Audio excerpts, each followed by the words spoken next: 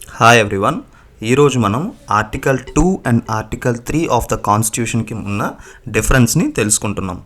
Article 2 ఏం చెప్తుందంటే parliament has special power to establish or admit new states, అంటే అంతవరకు ఇండియన్ యూనియన్లో లేని కొత్త స్టేట్స్ని ఇన్కార్పొరేట్ చేసుకునే పవర్ పార్లమెంట్కి ఇస్తుంది.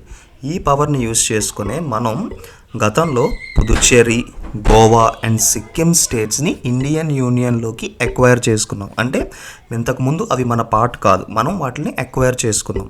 కానీ ఆర్టికల్ 3 ఏం చెప్తుంది అని అంటే ఆల్రెడీ ఎగ్జిస్టింగ్ స్టేట్స్ ఉన్న స్టేట్స్ని మాడిఫై చేయడం, వాళ్ళ స్టేట్ యొక్క నేమ్ చేంజ్ చేయడం, దాని టెరిటరీస్ మార్చడం, కొత్త ఎడిషన్స్ చేయడం, అలాంటివి ఆర్టికల్ 3 ద్వారా జరుగుతుంది.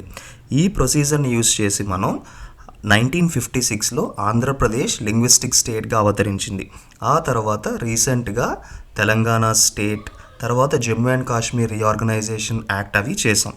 ఈ ప్రొసీజర్ ద్వారా మనం లాస్ట్ 75 ఇయర్స్లో 28 స్టేట్స్ అండ్ 8 యూనియన్ టెరిటరీస్ని క్రియేట్ చేసుకున్నాం.